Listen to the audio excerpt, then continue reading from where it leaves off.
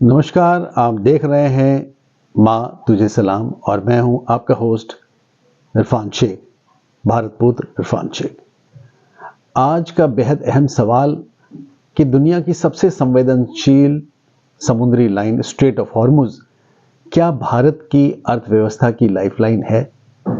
अगर यहाँ संकट बढ़ता है तो क्या भारत पर इसका असर पड़ेगा? सबसे पहले समझते हैं ये स्ट्रेट है क्या। ये समुद्री रास्ता ईरान और ओमान के बीच है, जहां से दुनिया का लगभग 20% तेल गुजरता है। देखिए, अगर यहां कोई भी सैन्य तनाव बढ़ता है तो सबसे पहले असर शिपिंग पर पड़ेगा। भारत जैसे देश जो इराक और सऊदी अरेबिया से तेल आयात करते हैं, सीधे प्रभावित होंगे। ये बिल्कुल सही है और भारत अपनी ज़रूरत का लगभग 85% तेल आयात करता है। अगर स्ट्रेट ऑफ हॉर्मुज बंद होता है तो पेट्रोल, डीजल के दाम बढ़ेंगे, महंगाई बढ़ेगी और आम आदमी की जेब पर सीधा असर होगा। लेकिन क्या भारत तैयार है इस संकट के लिए? ये एक बहुत ही अहम सवाल है दोस्तों। भारत ने अब तेल के स्रोत डाइवर्सिफाई किए हैं। रशिया, यूएसए जैसे देशों से भी आयात बढ़ाया गया है। साथ ही हमारे पास स्ट्रैटेजिक ऑयल रिजर्व्स भी हैं। और एक अहम बात कि भारतीय नौसेना भी इस क्षेत्र में सक्रिय हैं ताकि हमारे व्यापारिक जहाज सुरक्षित रहे। लेकिन एक सवाल अब भी है कि अगर ईरान और अमेरिका के बीच ये टकराव और बढ़ता है और एक लंबे समय तक ये युद्ध चलता है या मिडिल ईस्ट में युद्ध और एक बड़ा रूप लेता है, तो क्या भारत इसके इम्पैक्ट से बच पाएगा? पूरी तरह बच पाना मुश्किल है। ये एक ग्लोबल क्राइसिस होगा। तेल की कीमतें आसमान छू सकती है, आसमान छू रही है। जो प्रति बैरल जो रेट है वो काफ़ी बढ़ गए हैं पहले से। लेकिन भारत की नीति अभी फ़िलहाल जो देखने को मिला है वो बिल्कुल क्लियर है, बैलेंस और डिप्लोमेसी। हम सभी देशों से संबंध बनाए रखते हैं ताकि संकट में विकल्प खुले रहें। तो एक बात तो बिल्कुल साफ है कि स्ट्रेट ऑफ हॉर्मुज सिर्फ एक समुद्री रास्ता नहीं बल्कि भारत की आर्थिक धड़कन है और वहाँ का हर तनाव हमारे देश के हर नागरिक तक असर डाल सकता है।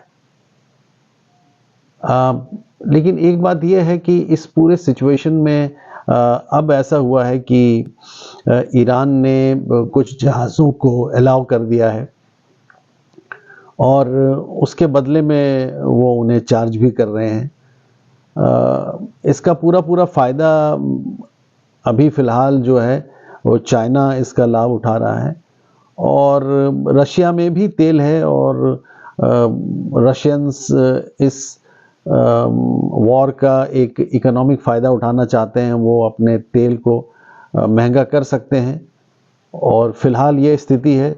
तो ये कहना कि ईरान में, इज़राइल में, अमेरिका में जो युद्ध हो रहा है वो कहीं और हो रहा है और उससे भारत को असर नहीं पड़ेगा, ऐसा नहीं है। देखिए, असर ज़रूर होगा, लेकिन government of India is very alert और एक डिप्लोमेटिक मूव के साथ वो चल रहे हैं और सभी रिलेशंस के साथ, कंट्रीज़ के साथ अपने रिलेशंस अच्छे रख रहे हैं ताकि किसी तरीके का कोई इकोनॉमिक क्राइसिस ना हो और आम लोगों को इसका असर ना पड़े। थोड़ा बहुत होगा, लेकिन India is a huge country और बहुत ही डाइवर्स है, तो कहीं ना कहीं उस शॉक को वो एब्जॉर्व कर लेगा। आपको याद है कि पहले भी एक इकोनॉमिक क्राइसिस आई थी और उस वक्त भी जो स्मॉल एंड मीडियम इंडस्ट्रीज़ हैं उन्होंने उस लोड को, उस प्रेशर को झेला था और न्यूट्रलाइज़ किया था। मेरा ये मानना है कि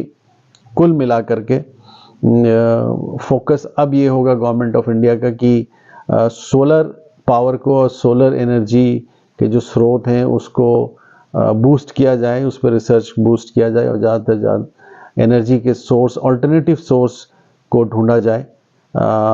इलेक्ट्रिक है, बैटरी है, सोलर है, तो मुझे ऐसा लगता है कि diversification is very very important.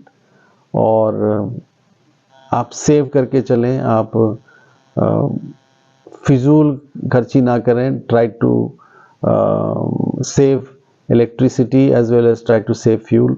आप जैसे 2-3 सब्जी बनाते हैं कुकर में, तो 3 बार आप गैस को यूज़ करते हैं। आप ऐसा भी कर सकते हैं कि you can cook 2-3 things in one go. कुल मिलाकर के I think state of Hormuz के बारे में बातचीत होनी चाहिए, वो मैंने एक्सप्लेन करने की कोशिश की। Thank you very much, God bless you all for watching. माँ तुझे सलाम।